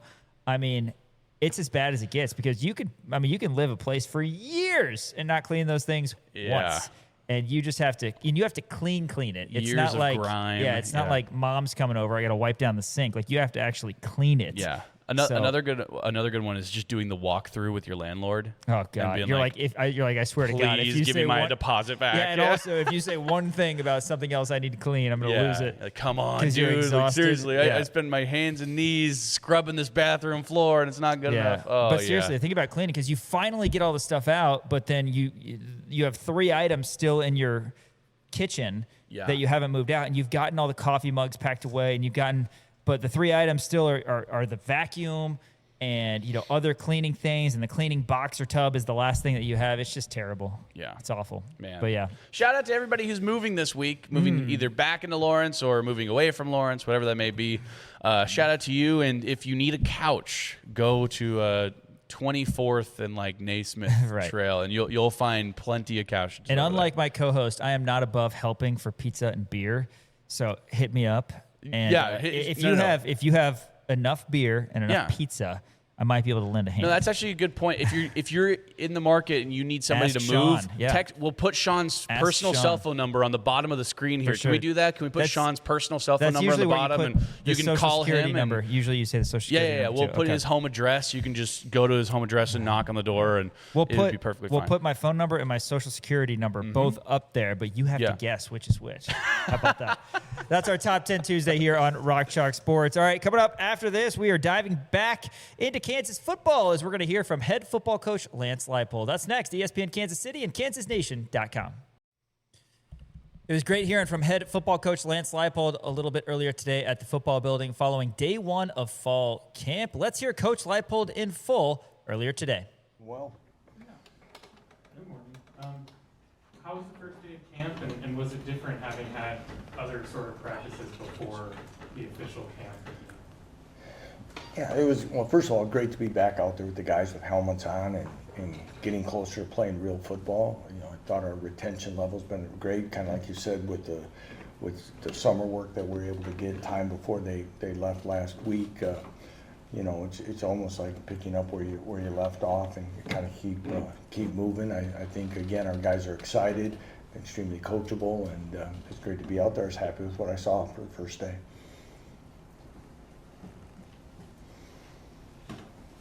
Got you forced back into this, Gary, huh? Yeah. I'm curious, when you look at this team, getting to work with it now, with pads, when you project or what you envision this looking like in a month, what do you want the identity of this team to be? Well, again, I think we've improved a lot on defense. I think again we continue to be multiple there. Where I like this, we've increased our size and speed of our football team overall, especially I think on the defensive side. I want us to continue to be aggressive, fundamentally sound, play the game with passion, be, not beating ourselves. I think offensively, continue to be as multiple as we can. I think we're going to have a really good quarterback battle through camp. Both do a lot of great things. I know Andy is excited about both of those guys and what they're going to bring and what we can do with them to move the football. And again, our identity offensively will continue to be as multiple as we can. But Andy and I talked yesterday. We got to be able to run the football. We got to be able to be a physical running football team. But again, I like our receivers and our ability to create things on the outside as well. You mentioned quarterback. It's been a while since there's been a real open competition for the starting job. How do you guys handle that? And do you have like a time frame of when you'd like to ideally have a decision made by? No, we've never sat in a room and said let's make sure we're naming a starter by this point. And again, because of both guys doing a good job, and B, I think that is our practice format allows us to get both guys a lot of equal reps and opportunities to be evaluated. I'm sure I don't want to lose sight of the fact that there's a time that who's ever going to be out there the most needs to work with a certain set of guys, and we are aware of that. But I'll say it now, I'll probably say it through camp. I think there's a very high probability that you'll see both quarterbacks play in games this year and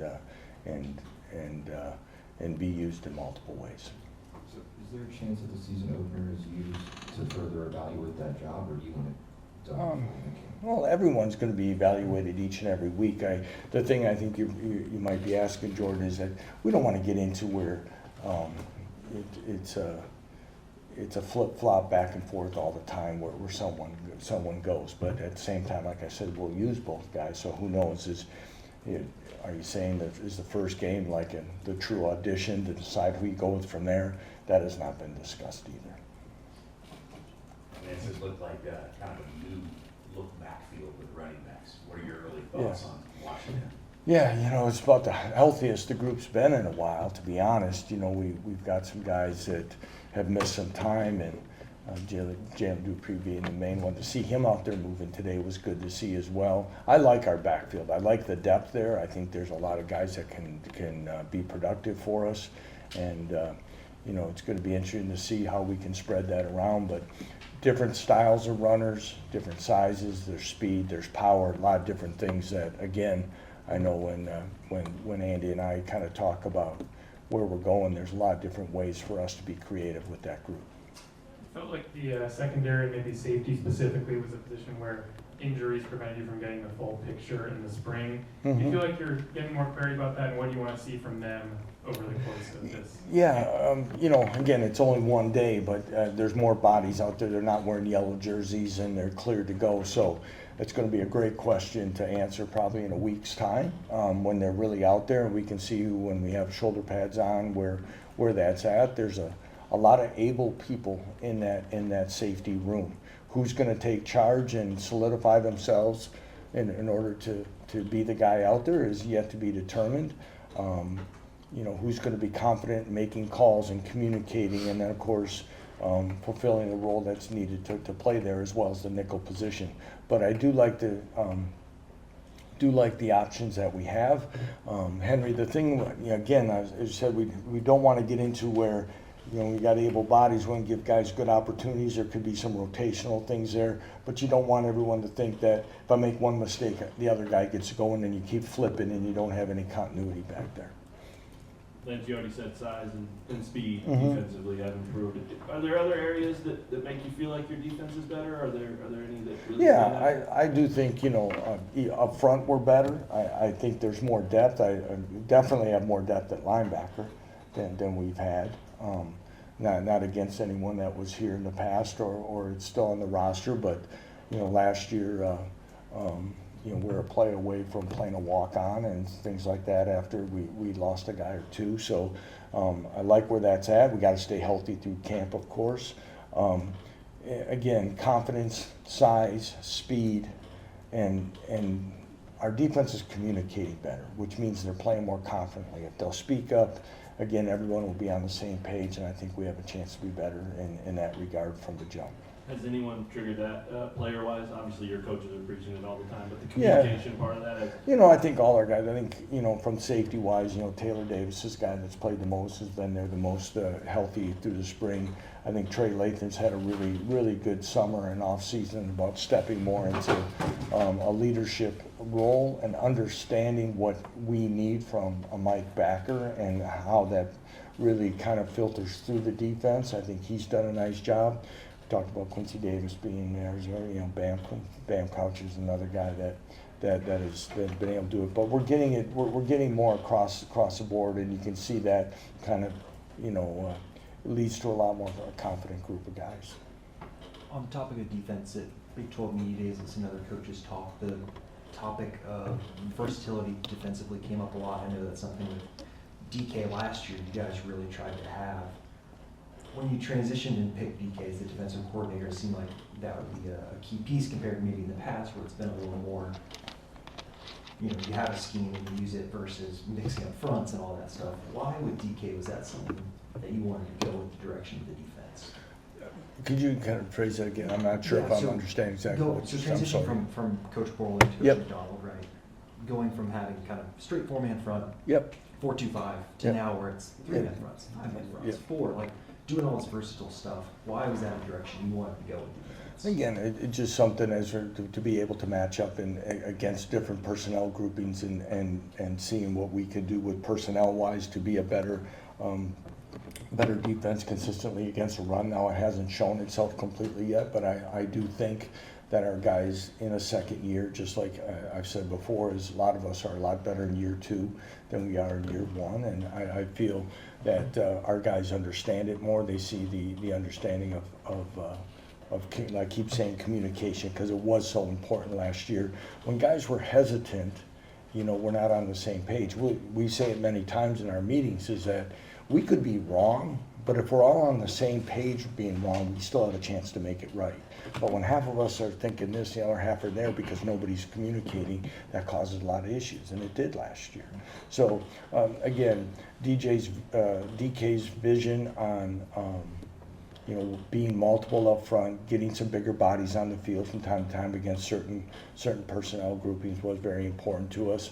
But of course, then playing with a nickel and being more athletic in the back 7 was something else that is there. And that's you see many programs do in college football. You see it a lot in the NFL, all those different things. And for us to adapt to that, I thought was something we needed to take another step as a program. And looking at the camp schedule overall, have you guys tweaked the way you guys are doing it this year? It seems like maybe 3 days on, 1 day off, first 4 in the past. Yeah, and it's just a little bit of, it's a great question. We're going to, as we said a year ago, or I should say a year ago in the spring, that we had to look at a lot of different things to make ourselves a better football team. And one of that is how we practice, the length of practice. How can we be a fresh football team, stay healthy in a lot of different ways that we're looking at it. The way the calendar has fallen this year allowed us, some years we actually reported a day later than we could have, okay, which allowed us right away to jump into football meetings and activities.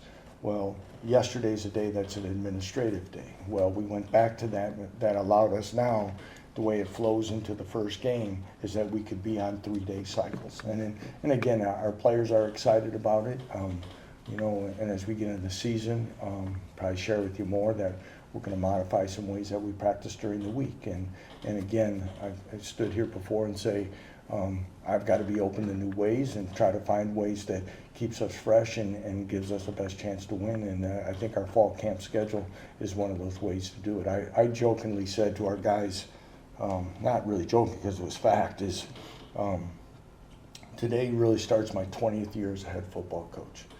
And today we're on the field for probably 65 minutes of practice. My first practice as a head coach, we had 31 periods of 5 minutes apiece. Okay, so times have changed in 20 years, and there's different ways to go about it. And the day that you're too stubborn to want to change, you're not going to have a chance in this thing. So I feel good about our camp schedule. I like where it's going. I think when we approach game week, I think our players will feel different than they have maybe in the past. You mentioned linebackers. Landon had announced on social media that he wasn't going to have another season of eligibility. And that decision comes as a surprise to all teams. Rulings these days don't surprise me anymore which way they go. Disappointing is the word that really came about, that all the information that we had received from on Landon Watson from his transfer was that it was going to go through there was some missing documentation at the start.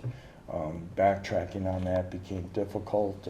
We thought we had everything in order, had the people that gave the information that we thought we needed to make it happen, but nonetheless, unfortunately, it was denied. So, and then a tough way for someone to find out that their eligibility's been exhausted. But yeah.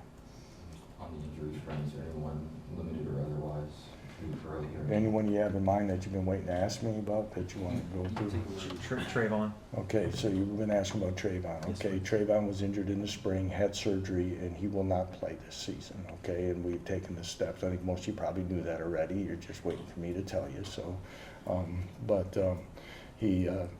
we have filed the waiver and everything in place, and all things that he'll be a Jayhawk next year if that goes. I'm barring any type of small mirror. He's moving really well. He's probably ahead of schedule, but still an ACL is an ACL. So, and then Justin Thurman, unfortunately, was injured at the beginning of the summer as well, and he'll miss the season as well. So those two are not available at this time.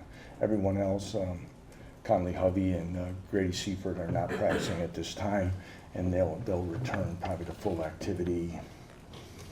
Probably, I would hope, when we return from England. A couple of quick things. First of all, just since you mentioned the rulings, how have you guys reacted in the last few days to Friday night's ruling and just, I guess, the 5-year eligibility stuff more broadly? 5-year eligibility things, again, there's, as you continue to look at, we're all looking for some consistency on how we can put rosters together, what eligibility, get out of the waivers, all these different things, as I just mentioned, waiver, but, that is good. That is something that I think a lot of us had hoped for a while. Last Friday's ruling is timing's unique, of course, and all those things, and then it kind of changes a little bit here and there. Obviously we continue to research, and if there's any ways to improve our roster, if that's an option that we can do, we'll look to explore that. But after the initial ruling and then other clarifications, the amount of people really shrunk there quickly from what everybody thought that would be available and whatnot. So we'll see what happens there. But again, we're on top of it. And then, even since we last saw you, you've added a lot of analysts new to the staff this year. What kind of qualities were you hoping to bring in with some of the new guys? I guess? Yeah, we got a lot of new. That's analysts, assistant position coaches. I want to, if I make sure if I don't miss people, we talked about John DeFilippo, who's been an NFL coordinator, who's great for the offensive room. Kevin Johnson's working with the running backs is another fine addition. I'm trying to go through. David Parker was somebody that Andy worked with at Penn State, was at the University of Tennessee. And again, when a guy wants to leave an SEC program to come work with us and get back on offense was something we felt was a great addition. He's been at Arkansas, Nebraska, Minnesota, brings a lot of different perspectives and a fine coach. Bobby McMillan was with Jerry Kill at New Mexico State. He'll be working with our linebackers. Was at Utah State, and then most recently at Southeast Missouri. Somebody that DK was very familiar with at Iowa State. And then probably the addition with obviously the most experience was Dwayne Aquina.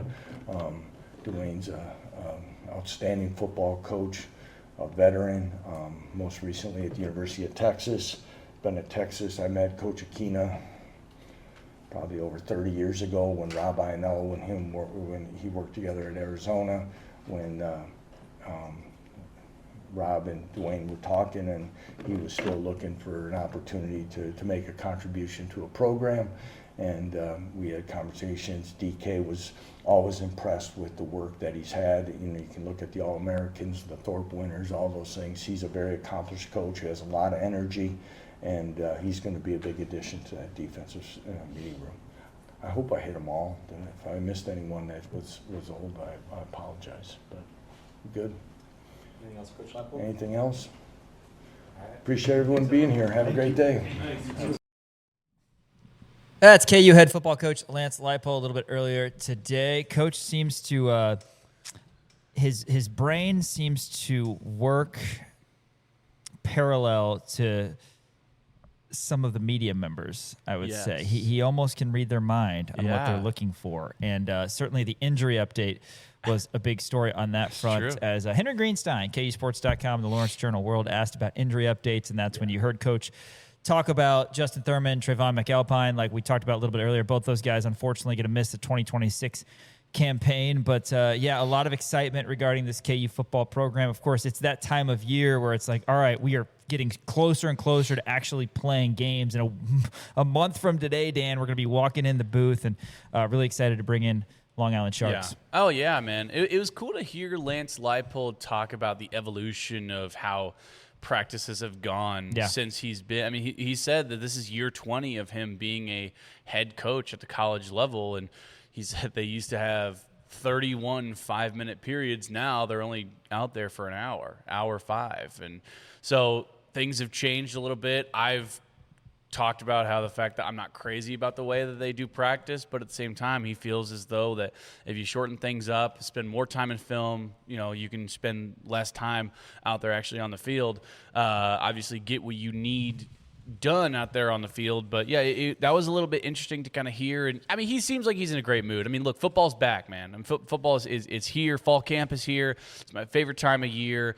He seems anxious for it. He seemed like he was in a relatively chipper mood today. So yeah, I mean, it's going to be a lot of fun to kind of see. But you know, again, it was really kind of interesting to hear his perspective as to, you know, how things have kind of evolved and changed over times. And he said you kind of have to evolve and change with the times, or else you'll kind of be obsolete. So he's starting to figure these things out as well, which is really interesting. But yeah, no, I'm excited. I think Lance is also excited to get things going, get the ball rolling, and you know, he said really it's a 2-horse race. Also, another interesting thing that he said during that press conference is that we're going to see both quarterbacks. Yeah, I mean that was an interesting thing. You heard him talk about it kind of towards the beginning, where he said you're going to see both quarterbacks in different kind of situations, you know, throughout. And he said he doesn't want it to be one of those like, oh, one of them's playing bad, let's put in the other one. Like they have specific sets for, I guess, like each quarterback and kind of playing to their abilities, which again goes back to the thing that I didn't want, which is essentially a 2-quarterback system. Because as you know, as people say, if you have 2 quarterbacks, you have none. So I don't know. We'll see. We'll see how that all shakes out. But yeah, I mean, more than likely, going to see both quarterbacks in the Long Island game. We'll see if we see him in the Mizzou game. We'll see if it even bleeds into the Arizona State game. I don't know what each individual role is going to necessarily look like for those guys. But yeah, interesting comments today by Coach Leipold. Yeah, and we're going to hear over the coming days from Associate Head Coach, Offensive Coordinator Andy Kotelnicki, Director of Strength and Conditioning Matt Gildersleeve, Defensive Coordinator DK McDonald, and the safeties as well. We'll hear a little bit later in the week. And then next week, we're going to hear from Jim Zabrowski, Chris Simpson, Jonathan Wallace, and much more in terms of the coaches and the players as KU football fall camp is underway. After this, though, we're going back to the Kansas City Chiefs coverage we promised. We take a look at the Los Angeles Rams in our Kansas City Chiefs Opponent Outlook segment. That's next. ESPN Kansas City, kansasnation.com. Make sure you follow us on socials at the Kansas Nation, Twitter, TikTok, Instagram, YouTube, and Kansas Nation on Facebook. If you missed anything from yesterday's show, you can check us out on YouTube, Apple Podcasts, Spotify as well. Appreciate the likes, subscriptions. They mean a lot. So thanks to all of our fans out there. It's our Chiefs Opponent Outlook segment as we look at the first opponent the Chiefs will face in the preseason. That is actually 11 days from now. The Los Angeles Football Rams will come calling to Arrowhead on August 15th at 3 p.m. But the Chiefs will also take them on week 13. Yes. How excited are you to see some Ty Simpson and Stetson Bennett football? Oh, man, that's going to be fantastic. I'll be doing postgame actually over on Sports Radio 810 WHB for that game. Oh, that's right. Yeah. Good for you. How about that? So, I'll be excited to see Justin Fields out there. There's no doubt about that. But The LA Rams are the odds-on favorite to win the Super Bowl. Plus 550, of course. They have Matt Stafford, the reigning MVP. They bring in Myles Garrett from the Cleveland Browns.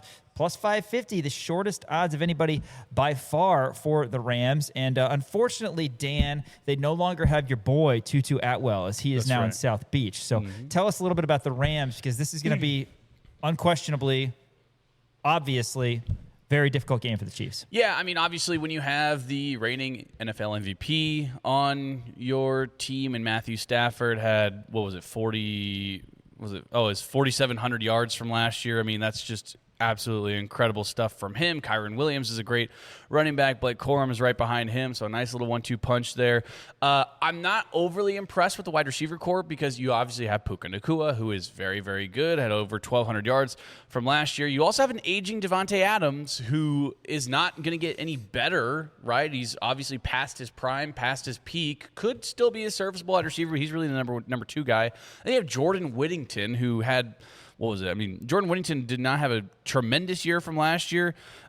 He winds up with, 18 receptions for 171 yards from last year. He's their number 3 guy. They do have Xavier Smith, who's right behind Puka Nacua, but I'm not overly bullish on this wide receiver core by them. They have Colby Parkinson, who's a nice tight end as well. Their offensive line is good, but the defense is really what scares me, right? I mean, you do have Myles Garrett. You're bringing in Trent McDuffie for them, right? I mean, you have Byron Young. Nate Landman, I think, is a really nice interior linebacker, Poona Ford. I mean, they have Braden Frisk. I mean, my goodness, they have really talented defenders on this Rams roster. And again, they spent the money to try to acquire some of these guys. And Myles Garrett, I mean, that automatically is a game changer right there for them. So we'll see kind of how that goes.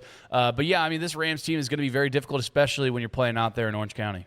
You look at the Rams, like I said, plus 550, and then the Bills and the Ravens are plus 1,000. Seahawks plus 1,100, and I said this yesterday, but the Chiefs are next at plus 1,600 with the Eagles and the Patriots.